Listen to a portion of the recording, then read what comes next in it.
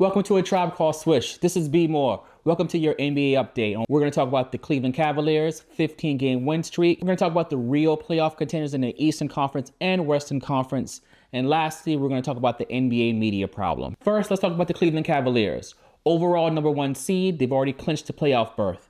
15-game win streak. They're one of the best starting fives in the league. They play great defense, timely offense, and they have length all across the floor. So how far can this team go?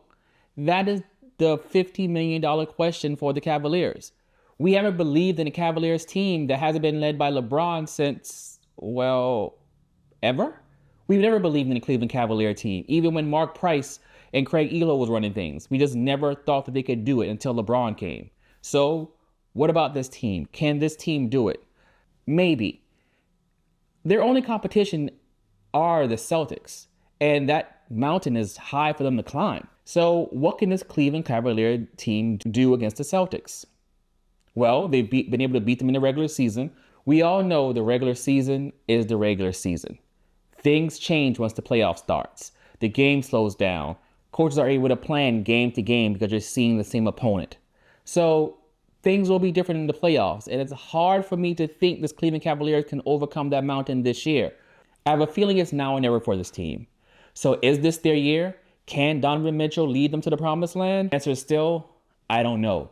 But what I do know is that a Celtics Cavaliers Eastern Conference Finals is going to be pure cinema. And that's what we can't wait to see. Who are the real playoff contenders in the Eastern Conference and Western Conference? I mean, it's obvious, the Cleveland Cavaliers and Oklahoma City Thunder. Those are the number 1 seeds. But how deep are these conferences? And no matter what some prognosticators think, neither one of these conferences are that deep. There are really only 4 teams that have a serious chance to win it all. You have the Cavaliers and Celtics, and Thunder, and probably the Nuggets. I know ESPN wants to tell you over and over again that the Lakers have a chance. The Lakers don't have a chance, so we're not going to talk about them. The teams who do have a chance, that's the teams that deserve the attention. So let's start with the West. The Oklahoma City Thunder. I've stated time and time again on this podcast, on these reels. They are the real deal. The West is theirs to lose. There is nothing, this team doesn't have a weakness. Also, because they've been winning with such a large margin of victory, a lot of their players aren't playing in the fourth quarter. They're not logging these serious minutes like these other teams. The next team is the Denver Nuggets. Now, the Nuggets have problems. They have defensive problems all over the floor, but they have the best player in the league playing for them with Nikola Jokic. He's averaging a triple-double this year, just like his teammate Russell Westbrook did years back. So what do you think? This team can win it all? Can they make another run? It's possible. And here's why. They have a habit of making timely defensive stops. Jamal Murray turns into a different player in the playoffs. So it's not just the Jokic show like it has been most of the regular season. It becomes Murray and Jokic doing pick and rolls all day. And how do you defend it?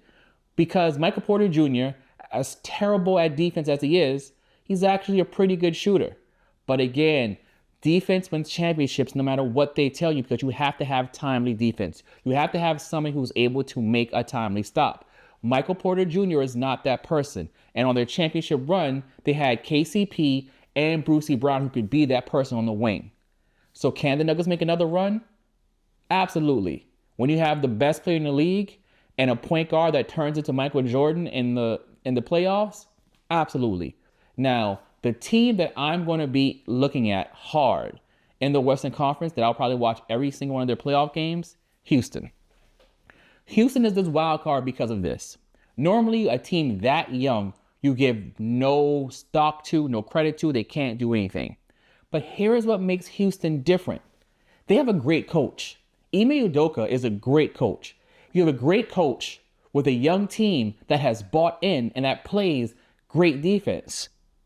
So what's the rub with Houston? What makes them different than OKC? This is Houston's first run at this, at a playoff run.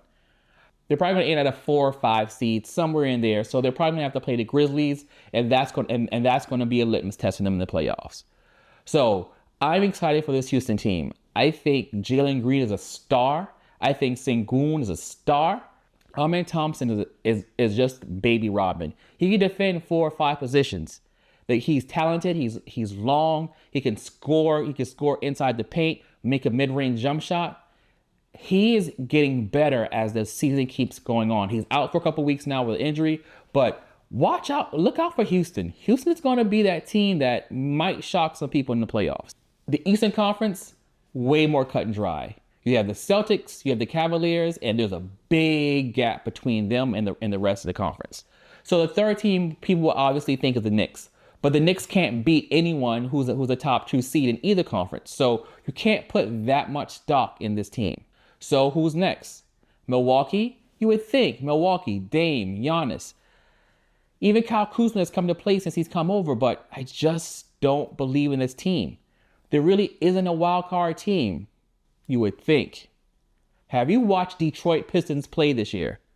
I would never thought last year that I would be saying, have you watched the Pistons play this year? Because if you watch the Pistons play, this team is good. They play really good basketball, a really good brand of basketball. Like, I love watching the development of Cade Cunningham. And I just love watching this team play. And I think that people aren't talking about this team enough.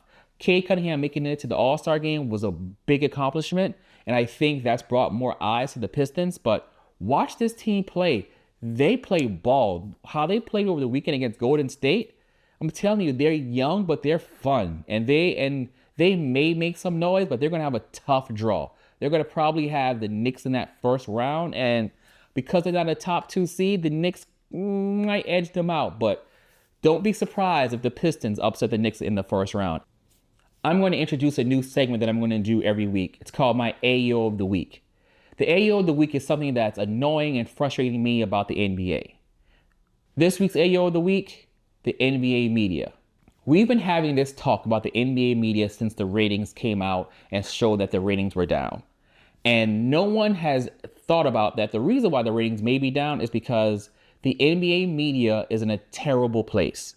The NBA media loves the news but hates the game. You have someone on your main flagship station, ESPN, Kendrick Perkins, saying that the Lakers saved the NBA season because they acquired Luka. You cannot have someone saying that on your airwaves. You cannot have your business partners saying that the only reason that your product is good is because of this one person or this one team. You can't have in your fan event someone coming over the airwaves saying that they have no interest in the All-Star game. They give it a 0 out of 10. You can't have that same person, Draymond Green, saying through this whole segment how much they hate it and how much the people who are there don't deserve to be there.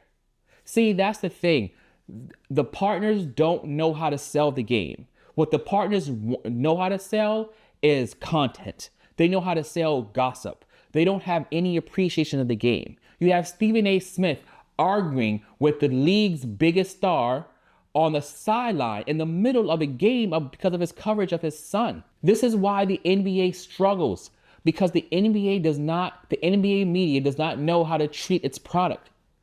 It's okay to be critical of players. It's okay to be critical of how a team is playing. Those things are in bounds. And how you say your criticism is key. But you have to follow the criticism with some love. And none of these people act like they love the game. There's only a few podcasts that I've seen that act like they love the game. You have like Jenkins and Jones. I would even say the Deep Three. I would say Kenny Beckham and his crew. They act like they love the game. They don't care. They'll watch a random Bucks Pistons regular season game and be excited about it. But you have to love the game. I don't watch Detroit. How about that, boo-boo? I don't watch them. So This lack of knowledge about Detroit while trying to talk about Detroit and their playoff hunt is an example of the failure of the NBA media. Again, it's cute when Shaq and Barkley are joking around, but this is just him being ignorant to the team. And he makes no bones about it. This is not the only time that he's stated how he just won't watch Detroit because they're not one of the marquee franchises. Adam Silver, I plead of you, if you're going to make partnerships with these stations, you have to have rules in place of how they're able to talk about the game. It's okay to criticize that the game can be better because the game is not perfect. But you can't just spend 60% of your coverage saying how the game isn't as good as it was. isn't leading NBA coverage every single day. These are your marquee teams. There isn't a reason why you aren't talking about the Celtics and the Nuggets. These are NBA teams. These are the NBA teams that are playing great basketball. Yes, obviously you're going to talk about the Lakers, but the Lakers are a 6th seed right now. The Lakers aren't one of the better teams in the league. They just lost to Brooklyn. LeBron is out, so they're not those top teams. You could talk about them in your C block, perfectly fine. But you should be leading with the cream of the crop. You should be trying to bring in new casual fans who only might know about the Celtics and Lakers, who only might know about LeBron James. You should be introducing them to Donovan Mitchell, introducing them to Shea. Tell better stories. Casual fans don't know the new stars is because the NBA media is failing. They aren't telling the stories of the new stars. So they're overly critical of the legends. They only cover really 2 to 3 teams in the league. And they don't tell good stories about the new stars. You have to do better. And Adam Silver, I'm putting this on you as the commissioner. You have to be the leader. You have to lead by this. Because David Stern would have visited all these guys by now. Because David Stern was about that life. But Adam Silver, you have to put your foot down with your partners. The NBA media is in dire need of a reset. And I hope that I could be a part of it. With that said, thank you for listening. This is B More from A Tribe Called Swish. Peace.